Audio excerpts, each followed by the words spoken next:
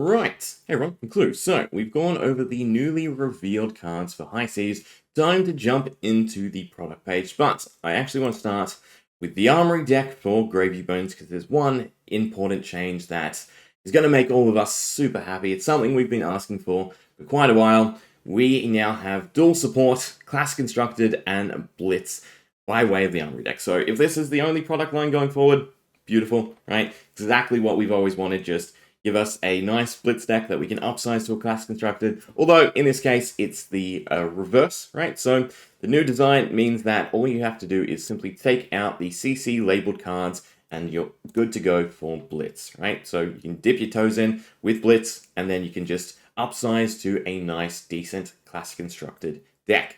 Other than that, there's not too much information, but it is coming out at the same time as the pre-release for High Seas, so that is beautiful. Right, onto the product page. So, High Seas, in search of ancient treasure, big game sea monsters, and the adventure of a lifetime. It introduces the highly anticipated Pirate and Necromancer classes to Flesh and Blood. So, Pirate is not being dubbed a talent, it is being dubbed a class.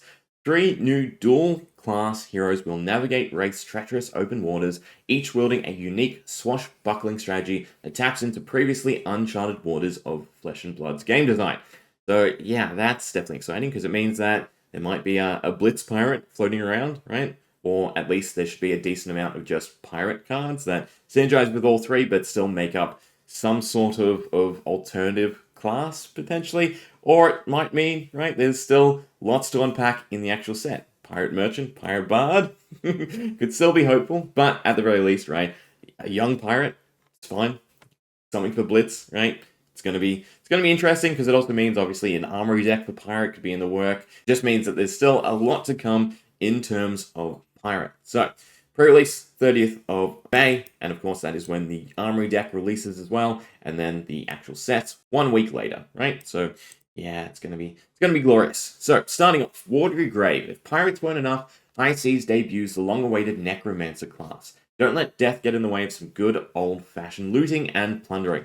Summon your sunken crew from their watery grave to fight again. So we have Gravy Bones, we have our Compass of Sunken Depth, our Chum, and some gold, right? So yeah, definitely gonna be scary, because obviously, put the minion on board, opponent gets rid of it, you bring it back next turn, right? All you have to do is discard or put a blue in some way into your graveyard, right? We might get, some quick minions as well that are instants rather than actions to set up straight away after they're destroyed, which would definitely be scary. But other than that, we have Gravy Bones' ability, right? Instant, destroy gold, draw a card, discard. Easy way to set up his other static ability of being able to play your Watery Grave cards from the graveyard.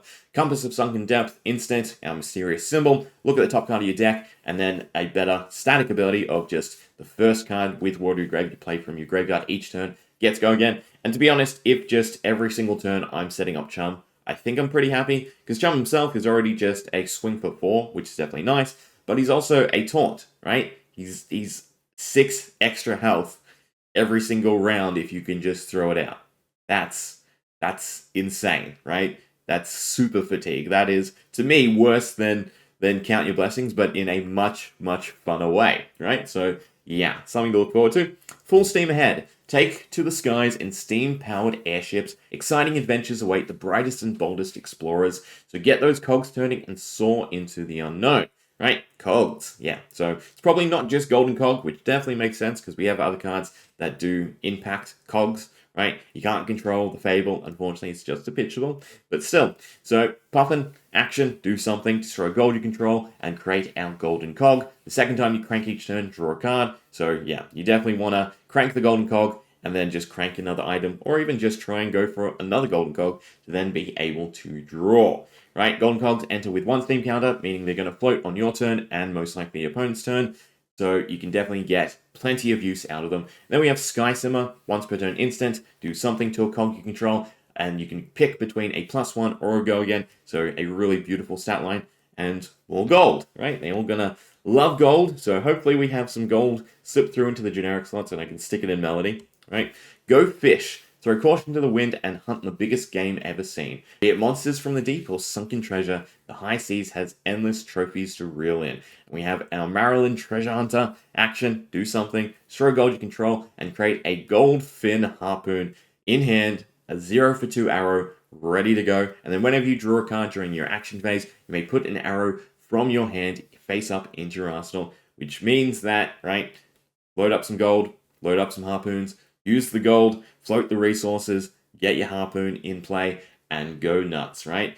King Shark Harpoon with the new keyword Go Fish. When this hits a hero, they choose and reveal a card from their hand, so most likely that's going to be the main ability, and then depending on what card is revealed, you're going to get some sort of reward. So in the case of King Shark Harpoon, if it's an attack action card, they discard it and you create a gold token. And then we have a very, very interesting other line of if you've activated a cannon this turn, instead look at their hand and you choose the card.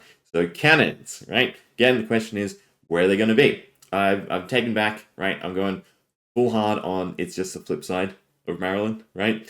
You use your ability, that little symbol is flip, and you have your cannon on the backside, and it's just a nutty ability you can use, right? Load up the harpoon, cannon, shoot the harpoon. Yeah. Sounds good to me. Then we have treasure packs. Gold and precious jewels, long lost relics. Treasure packs hold a boundless trove, and they're not kidding, it is boundless, of dropping collector pieces and legendary grails, waiting to be claimed by those bold enough to seek them. Treasure packs appear in every booster display of High Seas, right? So one per, and every participant will get one at the world premiere. The question is, how many of these Holy Grail cards are going to be at the world premiere? So we'll skip the world premiere, right? Details if you go nuts, right? It's probably going to be the hypest one yet. We have some promos. Treasure Island seems like an absolutely insane card. I still want to just know how it gets put into play because that's the big factor. And then this is a Snatch, right? Beautiful card. Just new yoinking a Mahjong piece, right? High Seas Calling promos, so promo variants of all the cards. So you get your heroes and you get what seems to be very, very impactful cards across the board for all of them. And then Gravekeeping is getting a promo, right? Yeah, it's okay. I like the original still a bit more, but it's still nice, right? High Seas Battle Hardened promos, board the ship, paddle faster, and hoist them as the extended micro text. And then we have our product configuration. So there are going to be 14 expansion slot cards, and of course covering a range of heroes. They're 1 in 15, just like usual. But we have a change of token to basic. So yeah, we now have basic cards, but still the same configuration. And then for the booster configuration, we have 1 Fable, 6 Legendaries, 46 Majestics, which is actually kind of a little high, right? So for reference, if we take out the 14, that brings it down to 32. And the Hunted had 27 in slot Majestics. So that's 5 more Majestics, which is a big deal, right? Again, going over the numbers to pull Majestics, right? It means we're just getting further and further away from boxes being something you can open to collect, to just the whole, old adage of if you want something specific, definitely go out and buy it. 64 rares, 127 commons, now 18 basics or tokens, and 21 marvels. Now, for the gold packs, it is shown here on the sale sheet. We have 90 cards, yeah, and only 9 puzzle pieces. So those 90 cards is still 81 cards, right? 11 marvels, 4 legendaries, 52 pirate booty, and 14 commons. So, crazy, because 1 a box, right? Seems good, but obviously this is a huge increase over the pool of cards that was the last gold pack, right? 1 treasure pack per display, 3 cards per pack. You get 1 gold slot, 1 map, and 1 treasure slot. I'm really hoping that there is not absolute staples in this, because that, to me, is utter insanity. That is the kind of wrong direction that I want to see LSS go, right? I wanted more stuff in the gold packs, but this is to the extreme. I'm hoping that they just count different variants of cards that already exist, but still, we'll have to wait and see. The 9 puzzle pieces means that, at best, it's 2 heroes, 1 on each side. So, kind of curious who that's going to be. Maybe a pirate, right? Maybe a merchant pirate on the other side. Could be, right? We don't, obviously it doesn't fit the 3, so yeah. And then we have the breakdown. So you get 1 gold slot, 1 map slot, and 1 treasure slot. So I wanna say that the maps I kind of feel, right, would be, landmark one side, map the other side, so you play the map and then you get the landmark. That kind of feels like it would be correct. The gold slot really intrigues me, because if it's anything that's actually to do with gold and generating gold, beautiful. Hopefully they're not stuck behind pirate, right, and I can, again, slot them into my goofy decks. And then the treasure slot. So, protected, this is the big card. It can contain a cold foil or a lost treasure. So yeah, a guaranteed cold foil or one of these lost treasures is definitely going to be nice. Get one of them in the box, right? So either an extra cold foil, even if the cold foil's, not that great, right? It's still basically a few dollars, if not way more, off your box. And then a lost treasure, of which there are 17 unique lost treasures that there only is one of them, right? One of each. So the lost treasures appear in 1,000 booster displays. So yeah, I'm definitely going to be curious how many get pulled out Worlds. We'll have to wait and see. But still, right? They are unique. So I would assume that means that there are 60 lost treasures altogether. It's still going to be a ridiculous amount of these packs to pull anything. So yeah, they're not available for individual sale. Yeah, that's not going to hold true. Unfortunately, these are going to be held. And this is just going to be a really, really sought after mini set that is going to be very, very hard to collect all of, right?